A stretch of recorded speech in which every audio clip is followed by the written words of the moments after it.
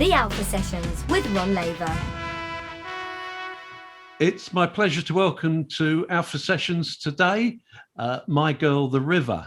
And as you can see, it's a family affair. Hello. Chris is the lead singer and songwriter, I believe. Chris, why don't you introduce the other two members of the family there? Sure thing.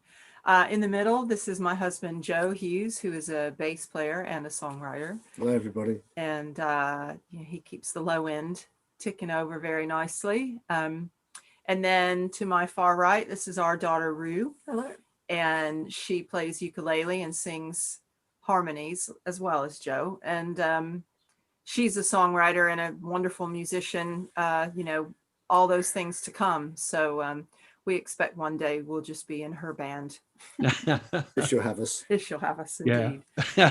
Probably not. Treat her right and you'll be okay.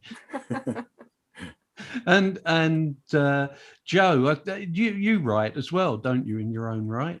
I have written. I'm a collaborator more than anything, to be completely honest with you. But yes, I have written some songs. So the stuff that the band plays and performs these days, is it a collaboration of writing, or is it Chris? Is it mainly your? It's mine. It's mainly Chris. Yes. My material, and I do run things by Joe from time to time and get suggestions or ignore it completely, whatever he has to say if I feel strongly. But yeah, I mean, he's a great sounding board. But I have things that I sort of, this is what I'm working on, and he works on a bass line or, sometimes we chat about arrangement or that kind of thing. But Chris is the main writer. Yes. And the two of you go back quite a few years, don't you? I mean, Chris, you're clearly not English. What was your first clue? But you're obviously from the States, and Joe, you're British, aren't you? I think I am. Yes. Yeah, and so can we have a little bit of the background story? Sure. Because your playing careers, both of you, go back quite a long way, don't they? Indeed. Well, I met Joe in Nashville, and I had been living in Nashville for about 10 years when I met him. And I was a rock chick in a country town. So the underground rock and pop scene in Nashville was great fun, but it didn't get you very far. Joe was visiting a songwriter friend of his on a trip, and they came to a gig of mine. And we met and kept in touch and started seeing each other sort of, long distance. But we, because obviously Joe has been a musician since he was a teenager, and we instantly sort of started swapping ideas and connecting on that level. And I moved over here in 2000, and we started, playing and performing shortly thereafter, really, and have been doing so ever since. You had a band, Cicero Buck, didn't you? Yeah, and Cicero Buck is still sort of under the radar. But it's kind of a slightly different take on, if we write something that's a little bit more pop rock, folk rock oriented, then we may sort of put it aside in consideration for Cicero Buck. My Girl, the River came about with just writing things that were a bit more Americana, slightly country, more rootsy, going back to my sort of American folk roots. And I felt like it needed its own platform. I didn't feel, it was my decision to make it something different. I'm sure Cicero Buck could have absorbed it and just changed, just moved on a little bit, but we enjoy both. Would you agree with that, Joe? Yes, and certainly if a booking came in for Cicero Buck, then we'd fulfill it. Right. And so you say they're a little bit, that band is a little bit more rocky and punchy perhaps than because the sort of general feel I get from listening to your music is it's very thoughtful, it's very calming, and it's very, you know, laid back sort of music. That's nice to hear. I think so, and I think I listen to a wide breadth of music. There's loads of different artists that I'm really inspired by, and I grew up listening to progressive rock, guitar bands, pop songwriters. Also my mother listened to Patsy Cline. 70s radio gave, so much happened. Things with harmonies and great pop melodies and structure. So I tend to come at anything from that direction with thinking about, well, where's the hook? Where's the memorable part that the listener can grab onto? So that seeps into everything I do, really, even if it's a folk song or a ballad or something. Well, you released an album in 2016. This Ain't No Fairy Tale? Indeed. I was just wondering why the break between 2016 and 2020, basically, when you released your current album, Cardinal in the Snow. Well, the break was just a natural break, really. I'd been writing, and I had most of the songs ready for the second album in 2019, and that we started talking to a producer in 2018 and locked him into an album, a future album in Nashville. And by 2019, I had all the songs earmarked. And, I speak for myself. A lot of artists are different. I don't just churn out material to put a release out every year. At least I haven't done that. And we wanted to work with a producer on that particular second album, Cardinal in the Snow. And that takes a certain amount of money and time and effort, and to pull all the musicians together and to organize for us to go to Nashville to record it. So that one took some time and planning. It was well worth it, worth the wait, in my opinion. Oh, definitely. And we were thrilled with it. Yes. I've probably already got another EP and working towards another album. So the timing might be a bit shorter this go round, because we're doing it at the moment. We're doing everything at home. But of course, we released the second album in 2020. And in a sense, it didn't get its dues, really, coming out during the lockdown. But was that because you couldn't do the sort of promotion you would have liked on it? Yeah, we hired a publicist, and he did a wonderful job with it. But then you can't back it up with tour dates. We couldn't take it out on the road and share it with fans and get out and see people.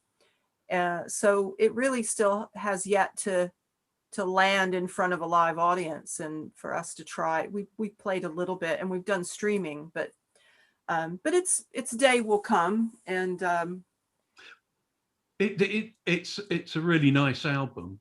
Thank you. I've been really impressed with it. And one of the songs you're going to play for us today is the title track off the album. Why don't you tell me something about that song and where it comes from? Well, there's a bird in North America called a cardinal. It's a very vibrant red small bird. It's roughly the size of a British robin. Mm-hmm. It's very feisty and energetic. The male is just gorgeous red color, and they've got a beautiful song, and they're very territorial, and they flit from, bush to bush and tree to tree. And I wrote a song after seeing a little video clip from a friend of mine who had filmed a cardinal just bobbing around on the ground in the snow.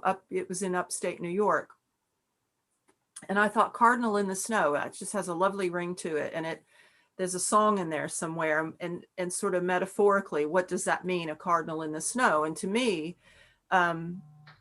it means that it's a bit like you stand out like a sore thumb. You know, you're a bit of a misfit. You don't blend into the scene around you, and that's where the song came from. And then sort of the other side of that is, it is thought to, if you see a cardinal, it is a visit from a loved one who has moved on. And so that's kind of twofold, because I lost my mom last year. And so things have a strange way of coming together without any planning at all, you know. It's very, very interesting. Yeah, that's interesting. The both sides. I didn't realize you'd lost your mother, but and the inference with the red car, you know, that's really interesting, and it's sort of really quite evocative of your writing style, and you know, the words you put into your music. Let's have a listen to that now. Thank you, Ron. We are My Girl the River, and this is Cardinal in the Snow.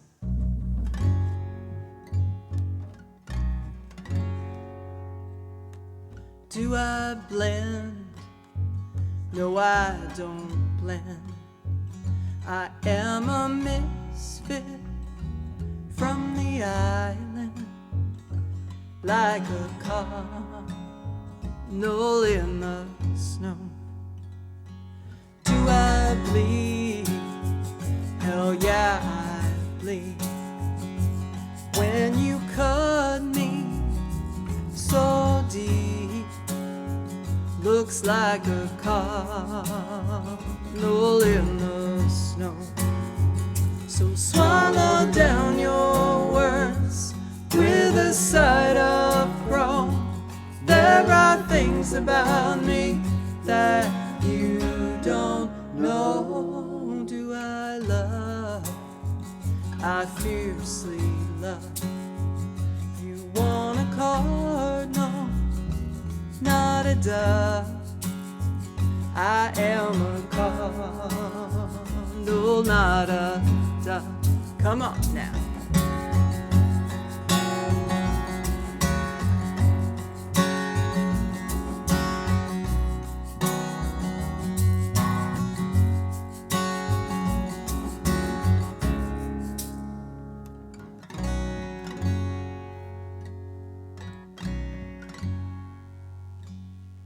Do I bend?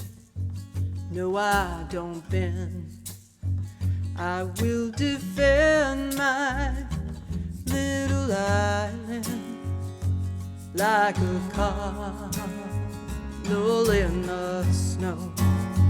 So swallow down your words with a side of crow. There are things about me that you don't know. So swallow down your words with a side of crow. There are things about me that you don't know. Do I love? I fiercely love. You want a cardinal, not a dove. I am a cardinal, not a dove. You want a cardinal, not a dove.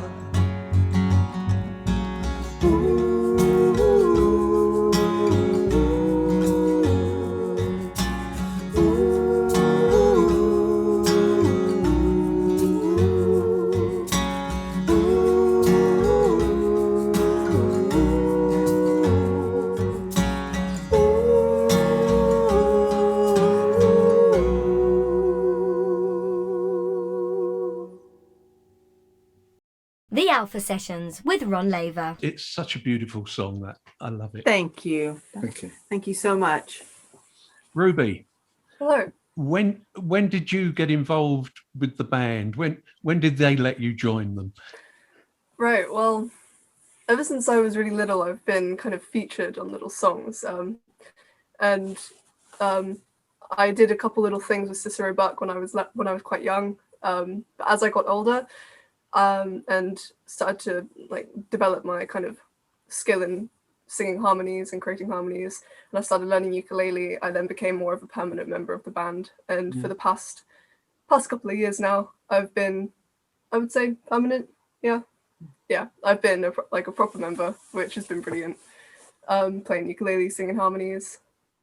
She's on the album quite a bit, so it's lovely to have her up there. She just adds this beautiful texture with her ukulele because she's such a proficient player.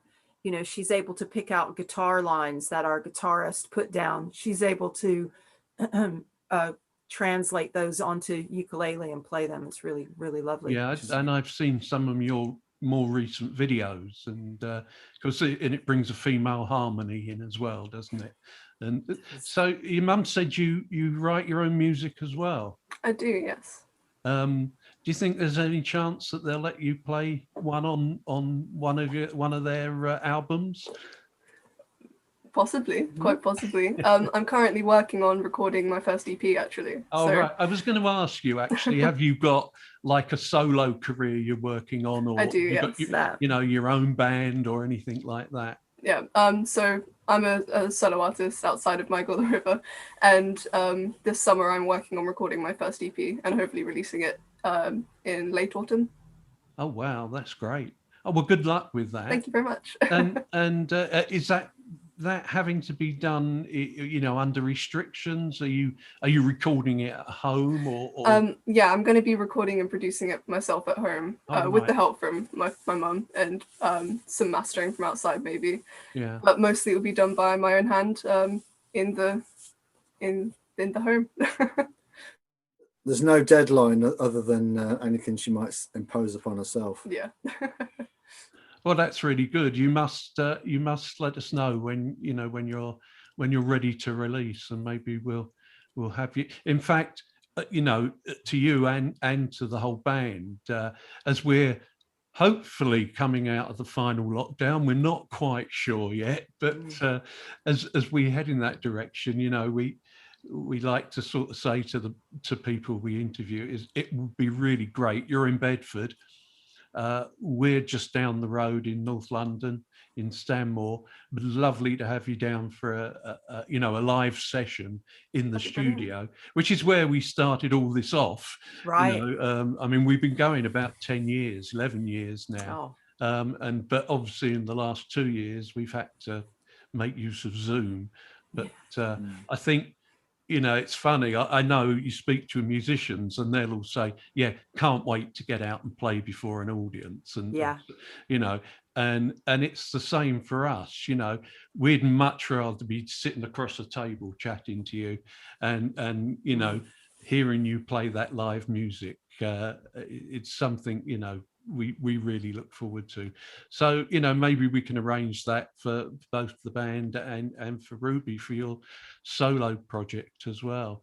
That'd be great. We'd love Yeah, it. that'd be brilliant. Chris, I heard or read somewhere that you do sort of like charity work, going into hospitals and schools even, I think. Yeah. Can you tell us something about that work? I can. In 2008, so Ruby was about 3, I was deciding what to do, come back to work. And I had heard of an organization called the Theodora Children's Charity. And they happened to be having auditions to add to their team of giggle doctors, which are specialist entertainers that go into children's hospitals to play and alleviate the stress and change the energy in the room and have a bit of fun. So I auditioned for them and I got asked to join the team. So I've been a giggle doctor for coming up on 13 years. And I'm Dr. Fab. I play ukulele and I'm American and I'm quite ridiculous and full of myself and love a good chat and know a whole lot about nothing at all.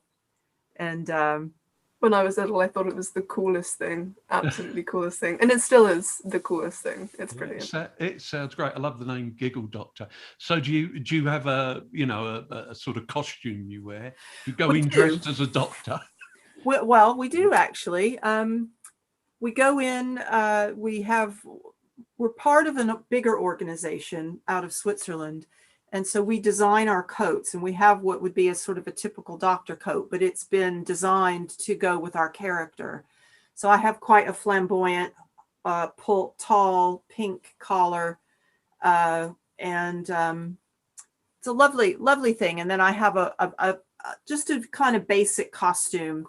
You know, we don't go too overboard with makeup and things like that. And I mean, 2020 made things very tricky. So no work, no going into hospitals. But they evolved out of necessity and created a virtual visit program. I mean, every child has used a smartphone or tablet, and they WhatsApp or FaceTime their grandparents or their older siblings or whomever. And so we use that technology to do short 15-minute visits.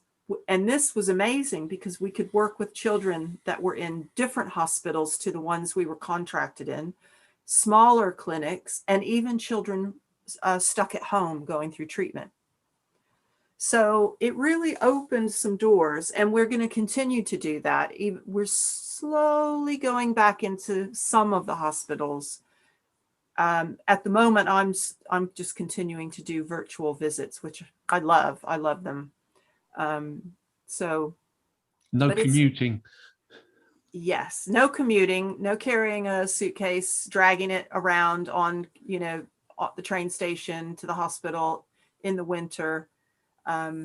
It makes it a lot more straightforward. And the other thing is, especially since COVID happened, we can't, what we used to take into the hospitals with us and play with and use as props and possibly leave behind, can't do any of that. It's greatly changing what we can and can't use. Working from home, I can use everything because I'm not actually there. No. So that's fabulous work, and it interests me from the point of view that, as I say, I mean, we're based in a hospital. We are part of a hospital radio station, and I know the value of just of us visiting patients, and we had it curtailed for quite a while, but we've been back in under sort of certain regulations. The hospital themselves recognised, the need for volunteers generally, but particularly volunteers that just go and sit with patients and chat to them when they, at a time when they can't have their own visitors come. Right. So that, and I think that's fabulous, and I'm surprised I've never heard of it. I mean, I might be proved wrong. It's you wouldn't be alone. It is tricky to get the word out, especially because it's within the children's wards and clinics of the hospitals that we're contracted to. And those are particular hospitals of a certain size, and that can, typically a 4-hour shift of, 2 giggle doctors working. But we would love for the word to get out, because it's an incredible thing to see the benefit to the child. Many a time we have parents who come back and say, my child hasn't smiled in weeks, or you're the first person that they've been able to speak with since their procedure, or my child was really worried and nervous, and now they really are looking forward to seeing you, and it's changed their experience. So we're just there to try and make things a bit better. We certainly don't try and take away from the nurses and doctors that do their incredible work. We just want to be some of the support team that's there. We're always happy to entertain, have that conversation. Yeah, absolutely. You released a track as a single called Sad Dog. I think that it's going to be part of the EP that will come out from the things that I wrote in 2020 and early 2021, dealing with lots of things like grief and loss and, restrictions of being home and the kind of pressure, what it does to your mind, and just, how to cope with different things that affect you. And and Sad Dog came out of that. And then also our next single, which is It's Gonna Be All Right, that's going to be out on July 2nd. That is sort of a partner to Sad Dog. It's a more hopeful song and message, I think. And it's from the perspective of the person that's leaving.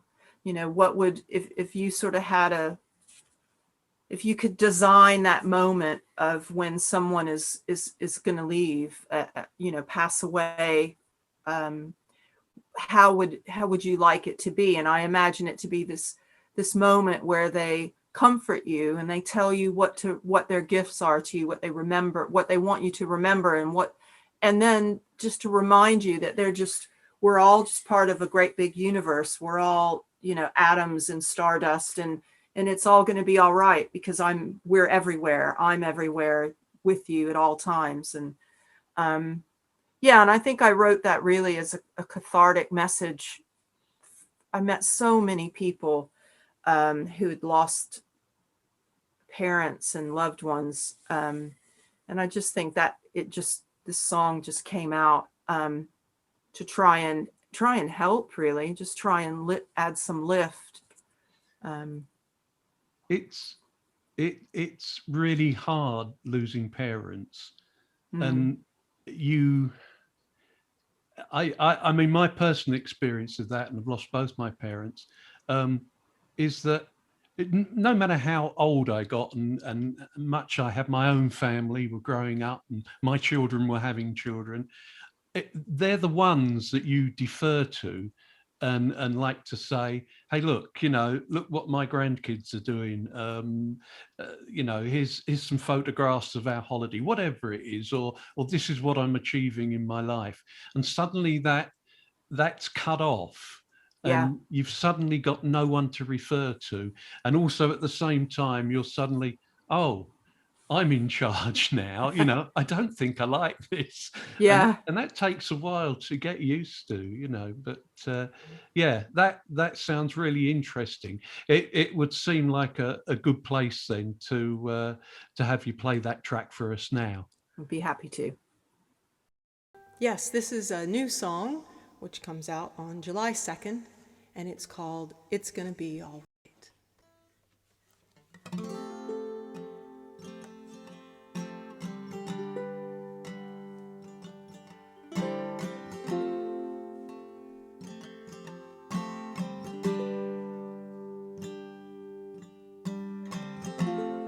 Hold me closer, tell me that you love me so. I love you so. Kiss my cheek and then it's time to let me go. So let me go into the wind, into the rain, into the fire, and home again. We are stardust, we are light. It's gonna be alright. It's gonna be alright. It's gonna be alright. It's gonna be alright. My gift to you is love and memories, sweet memories. All those times we tried, shared our dreams, our crazy dreams, and the laughter tears, our hopes and our fears, beautiful days, darkest nights. It's gonna be alright. It's gonna be alright. It's gonna be alright. It's gonna be alright.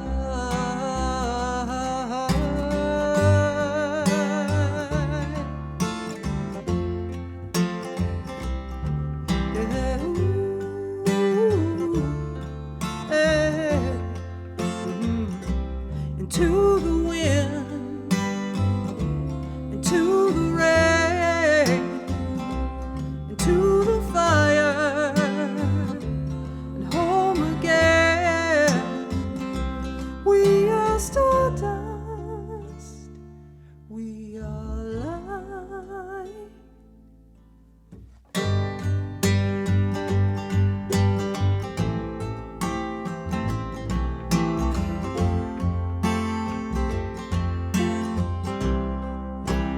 It's gonna be alright. It's gonna be alright. It's gonna be alright. It's gonna be alright. It's gonna be alright. It's gonna be alright. It's gonna be alright. It's gonna be alright.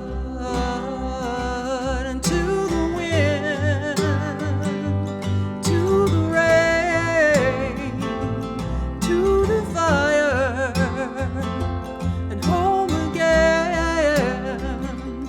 We are stardust, we are light.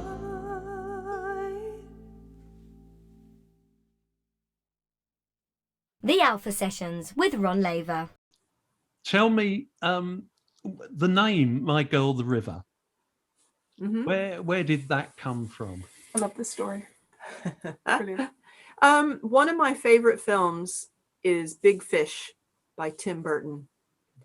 And around the time that I was writing the first song that I felt like this is a different project. This is moving on a bit from Cicero Buck and going in a slightly different direction. I was upstairs and I came downstairs and Big Fish was on television. And I've seen it many times. And the bit at the end, spoiler alert, if you haven't seen it, the bit at the end where Albert Finney is being carried down to the water by his son. And he sees Jessica Lange waiting for him. And she's just, angelic, standing there in the water waiting. And he looks at her adoringly and says, "Ah, my girl in the river." And I heard that and I just thought, there it is. Because I didn't know what to call it. And I thought, well, I won't call it Girl in the River. I'll just call it My Girl, the River. And that's that. And I just felt like it had a bit of mystery to it. But also a lot of imagery. People can kind of wonder about it, and it seems to fit. I think it fits. Do you think it fits? I do, yes. I agree with what Chris was saying about it being kind of a mysterious name. It conjures up questions as well as images in your mind. So it's an interesting name, I think. I agree, yes. Your last album was released in 2020, and you said you recorded that in Nashville in 2019. And you're talking about a new album now, which presumably you've been writing and recording at home. Is that it? So that must be a bit of a change of style for you. How has that worked? I think the changes, I've always recorded some demos, recorded rough drafts of things and passed them on to other people, or sent them to the musicians who were going to play so they could learn. I feel like I'm competent to do it that way. I think the big change is to decide to actually become not just engineer, but producer, engineer, mixing, doing it at home from start to finish. That's the big, I think, switch up. And it just means trusting myself a bit more, listening, using my ear in a different way. I've been going into the studio since I was, in my 20, 21. And all that knowledge, luckily, you do ask questions and you do pay attention when you're in the control room with an engineer and you're wondering what they're doing, and people who have recorded with us who work, on computer and recorded everything that way digitally. So yeah, it's just using your knowledge and trusting yourself that you're going to be able to pull something together. I mean, Sad Dog we did here, and then It's Gonna Be All Right we did here. So I feel like that's the next one will probably be all, a home brew. I mean, that knowledge you've gained over the years must be, really, really useful. Yeah, it's good to have another pair of ears. And I mean, Joe's been really helpful. He has a certain the way he hears things as a bass player. So there's certain rhythmic things that, I can say, does this work? And he'd say, a drummer would never play that. And I would go, oh, okay, thanks, or whatever. But it's really, I love to be in the studio producing my own music with a great engineer. To me, that is the best of both worlds. Yeah. You're in the studio and you don't have to worry about how to capture the sound and how to set up the mics, and because the engineer does it every day, all day long, and that's what they're really good at. And so it's nice to bring the music and my ideas to the table and then hand it, sit in tandem with someone who knows how to get those ideas out into the room. Right. So, if somebody were listening and they were, a young person working at home a lot, I would say, treat yourself, find somebody, listen to a record that you love and figure out where they did it. Find a little studio, somebody that you've heard of that you like the way it sounds. Save up a little bit of money and then just go in for a day and just see what it feels like to go in with your great idea and your instruments, and let the engineer take some of the pressure off of you and give you what you're looking for. Good advice. So what's next then for the band? What have you got? I mean, are we looking at any live dates possible, maybe later this year yet? Well, we hope to be at Black Deer Festival, which is at the end of June. We're all on tenterhooks at the moment, but we're very optimistic. We've been rehearsing our set for Black Deer. We're thrilled to be involved and invited to play. And then I hope to put tour dates together for later in the year or early next year, and possibly to coincide with the release of an EP, just to have those songs represented that we play live. People like to be able to, well, do you have those songs? And you want to say yes.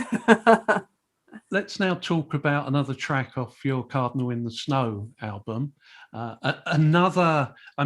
You've probably picked my favorite two tracks on that album to play for us today, which I'm really thrilled with. Oh, great. I'm just disappointed we're not in a studio together where I could actually really enjoy the live performance.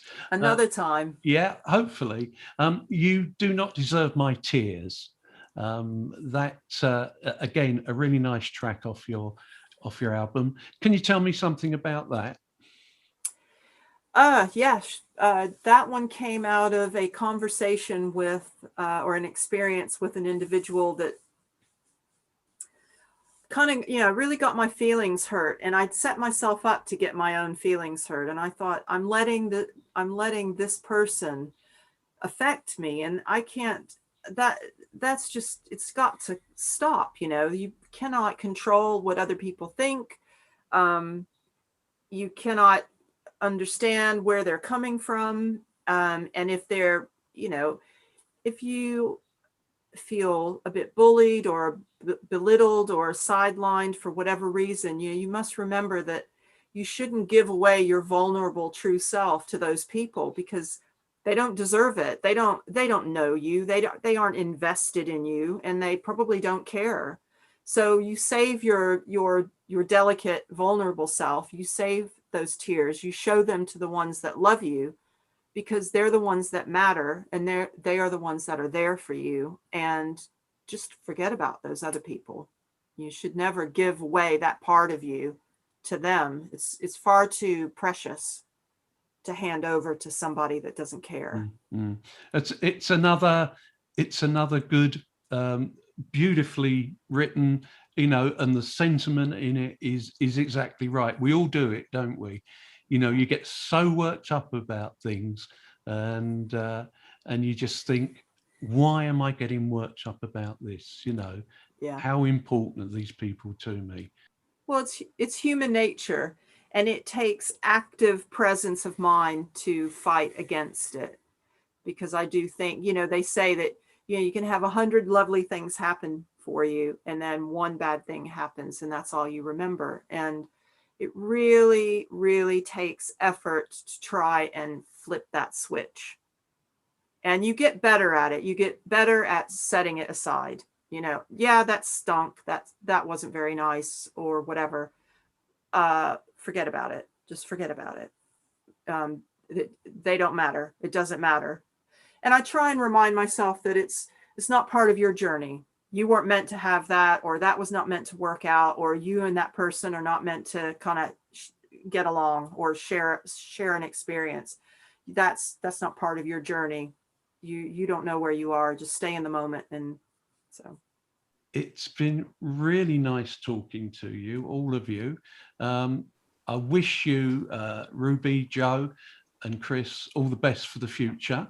And Ruby, good luck with the new music, and we look forward to hearing that, and look forward to hearing your joint album coming out in the next months.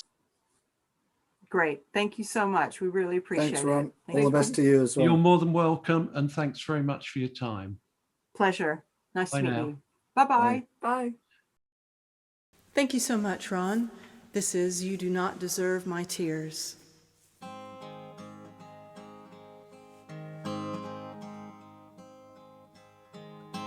Turning my back, walking away. This is the last time you see me cry.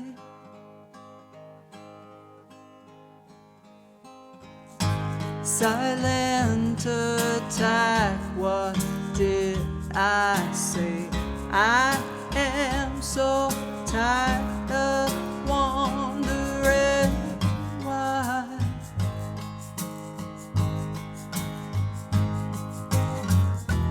With each step I say under my breath, with each step I say under my breath, with each step I say under my breath. You do not deserve my tears, they are reserved for those who love me. You do not deserve my tears, they are reserved for those who love me. I cannot control what you think. This golden rule will set me free.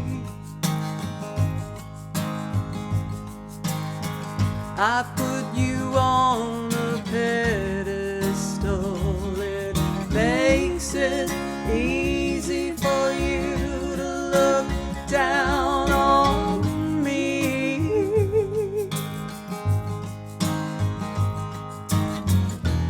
With the they under my breath.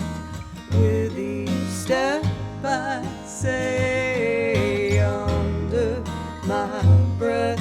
With each step I say under my breath. You do not deserve my tears, they are reserved for those who love me. Love me. You do not deserve my tears, they are reserved for those who love me. Love me, love me, love me, love me, love me, love me, love me, love me, love me, love me, love me, love me. You do not desire my tears, they are reserved for those who love me. Love, you do not desire my tears, they are reserved for those who love me. Love, you do not deserve my tears, they are reserved for those who love me. Love, you do not deserve my tears, they are reserved for those who love me.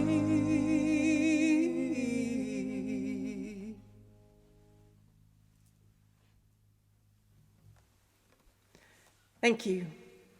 Thank you, everybody. Thanks, everybody. All the best. Thank you. Thank you, Alpha Sessions. Thank you, Ron. Take care.